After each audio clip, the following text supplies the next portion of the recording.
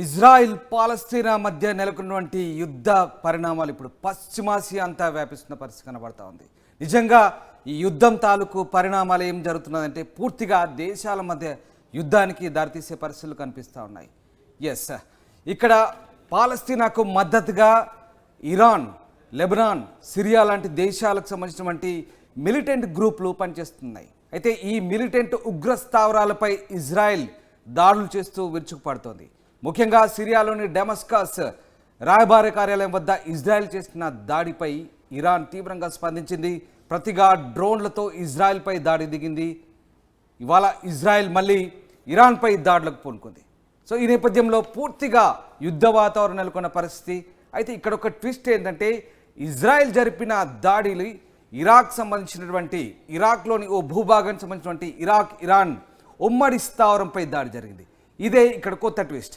ఇక్కడ ఇరాక్ ఉమ్మడి స్థావరంపై ఇజ్రాయెల్ దాడి జరపడంతో ఇరాన్ మధ్యలో ఇప్పుడు ఇరాక్ కూడా ఇరుక్కుపోయిన పరిస్థితి.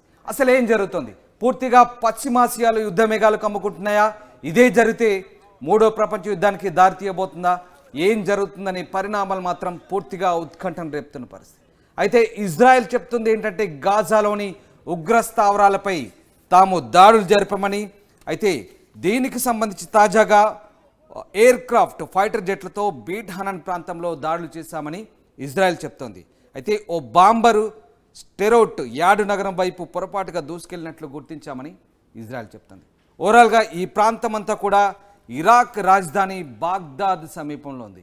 ఇదే ఇరాన్ మద్దతు ఇస్తున్నటువంటి మిలీషియాకు చెందిన సైనిక స్థావరం. ఇక్కడే పేలుడు జరిగాయి. సరిగ్గా బాబిలోన్ గవర్నరేట్లోని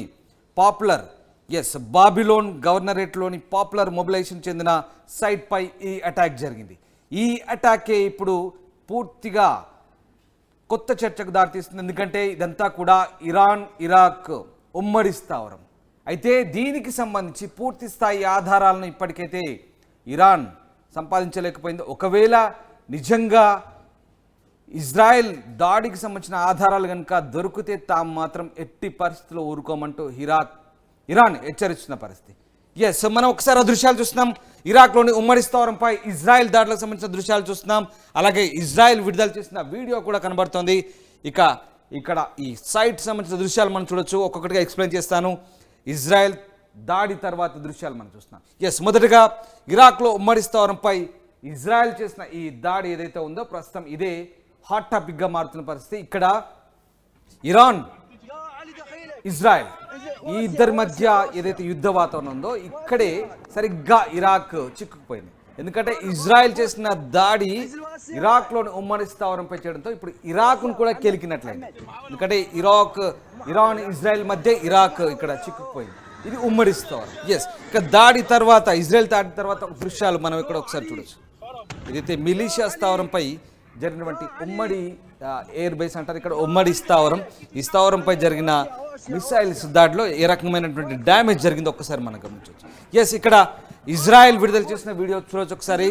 ఇజ్రాయెల్ మాత్రం ఏం చెప్తోంది? తాము గాజా స్ట్రిప్లో దాడి చేశాము, హమాస్ పై దాడి చేశాము, బట్ అది ఒక బాంబర్ ఫైటర్ అది వేరే వైపు వెళ్ళిందని ఇజ్రాయెల్ చెప్తోంది. ఎస్, ఇక్కడ మనం ఒక్కసారి గమనించినట్టయితే అసలు ఎక్కడ జరిగింది దాడి? ఇజ్రాయెల్ ఇరాన్పై చేసిన దాడికి సంబంధించి చెప్పుకుంటున్నటువంటి వార్తల్లో ఇక్కడ మనం ఒకసారి గమనించినట్టయితే ఇరాక్ అలాగే ఇరాన్ మధ్యలో ఉన్నటువంటి ఈ బాబిలోన్ గవర్నరేట్ మధ్యలో ఉన్నటువంటి ఒక స్థావరం, ఉమ్మడి స్థావరంపై బాగ్దాద్కు సమీపంలో ఉన్నటువంటి ఈ ఉమ్మడి స్థావరంపైనే ఇజ్రాయెల్ విరుచుకుపడింది. ప్రస్తుతం ఇక్కడే పేలుళ్లు సంభవించాయని చెప్పేసి అంతర్జాతీయ మీడియా వార్తా కథనాలు కూడా చెప్తున్నాయి. ఇక్కడ అమెరికా కూడా ఇండైరెక్ట్గా చెప్తుంది ఇది ఇజ్రాయెల్ పనేనా. ఒకవేళ ఇరాన్ కనుక ఖచ్చితమైనటువంటి ఎస్ ఇక్కడ మనం చూస్తున్నాం. దీనికి సంబంధించినటువంటి వీడియోలు, దానికి సంబంధించినటువంటి దృశ్యాలు, ఫైటర్ బాంబ్ జెట్కి సంబంధించినటువంటి దృశ్యాలు మనం చూస్తున్నాం. ఇజ్రాయెల్ చేసిన దాడిగా చెప్తున్నటువంటి ఈ ఫైటర్ బాంబ్ జెట్లకు సంబంధించినటువంటి దృశ్యాలు ఇక్కడ మనకు కనబడతా ఉన్నాయి. ఇజ్రాయెల్ విడుదల చేసిన వీడియో మాత్రం ఇక్కడ ఎలా ఉంది, బట్ ఇక్కడ ఫైటర్ బాంబ్ జెట్స్ ఇక్కడ ఏవైతే ఇరాక్లోని బాగ్దాద్కు సమీపంలో జరిగినటువంటి దాడి, ఫైటర్ బాంబ్ జెట్కి సంబంధించిన దాడి.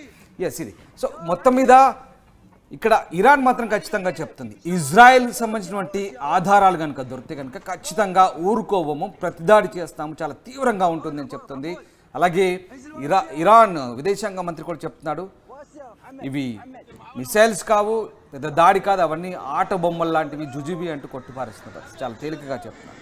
సో ఓవరాల్గా చూడాలి, ఒకవేళ ఇరాన్ ఇజ్రాయెల్పై దాడి చేసినా, ఇజ్రాయెల్ తిరిగి ఇరాన్పై దాడి చేసినా, ఇక్కడ అగ్రరాజ్యాలైనటువంటి అమెరికా, బ్రిటన్ మాత్రం చాలా సైలెంట్గా ఉంటున్నాయి, గమనిస్తున్నాయి. ఎందుకంటే ఇరాన్పై ఈగ వాలిన తాము ఎట్టి పరిస్థితుల్లో ఊరుకోము, రంగంలోకి దిగుతామంటూ రష్యా, చైనా రెండు కూడా హెచ్చరిస్తున్న పరిస్థితి. ఒకవేళ ఇదే జరిగితే ఏం జరుగుతుంది? మూడో ప్రపంచ యుద్ధానికి దారి తీయబోతుందా?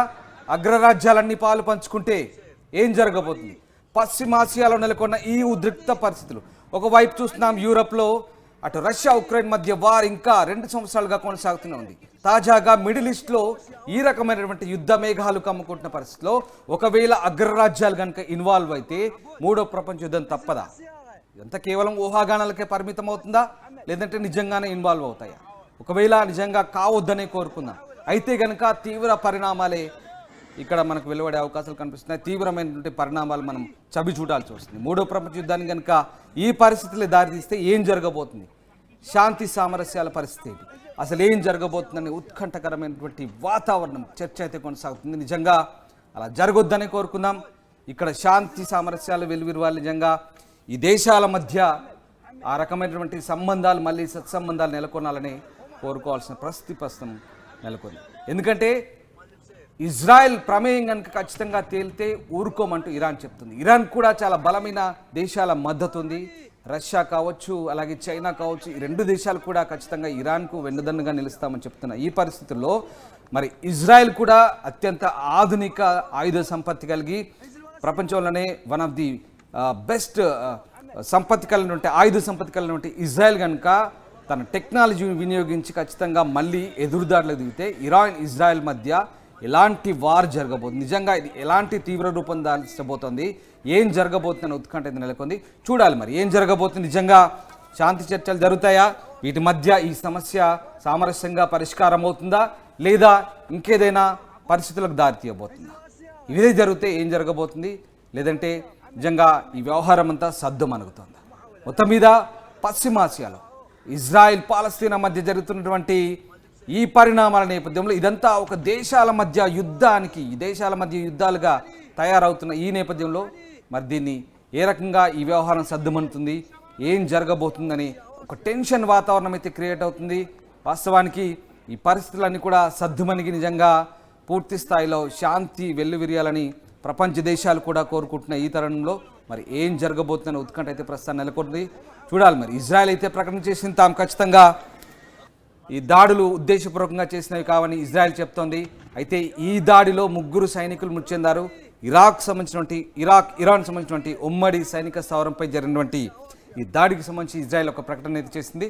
బట్ ఖచ్చితమైనటువంటి ఆధారాలు దొరికితే ఊరుకోమంటూ ఇరాన్ కూడా హెచ్చరిస్తున్న పరిస్థితి కనబడుతోంది. ఓవరాల్గా పశ్చిమాసియాలో ఏం జరుగుతోంది, ఏం జరగబోతుందని ఉత్కంఠ అయితే నెలకొన్న పరిస్థితి. మూడో ప్రపంచ యుద్ధానికి దారి తీయబోతుందా, ఏం జరగబోతుందని మాత్రం అంతర్జాతీయ సమాజం ఇక్కడ చూస్తున్న పరిస్థితి నిశ్చితంగా గమనిస్తోంది. అగ్రదేశాలు కూడా నిశ్చితంగా గమనిస్తున్నాయి. ఐక్యరాజ్య సమితి కూడా దీనికి సంబంధించి ఎప్పటికప్పుడు దేశాలను శాంతి చర్చలకు పురమాయిస్తున్న పరిస్థితి. ఎలాంటి అలజడి వాతావరణం నెలకొనకుండా ఖచ్చితంగా అందరూ సామరస్యాన్ని పాటించాలంటూ సూచిస్తున్న పరిస్థితి. చూడాలి మరి ఏం జరగబోతుంది. ఇంకా ఈ వాతావరణం ఇలాగే కంటిన్యూ అవుతుందా, ఈ టెన్షన్, హై టెన్షన్ ఇలాగే కంటిన్యూ కాబోతుందా, ఏం జరగబోతుంది, దేశాల మధ్య కొంత చర్చలు జరిగి సామరస్యపూర్వకంగా సమస్య పరిష్కారం కాబోతుందా అనేది మాత్రం వేచి చూడాల్సింది.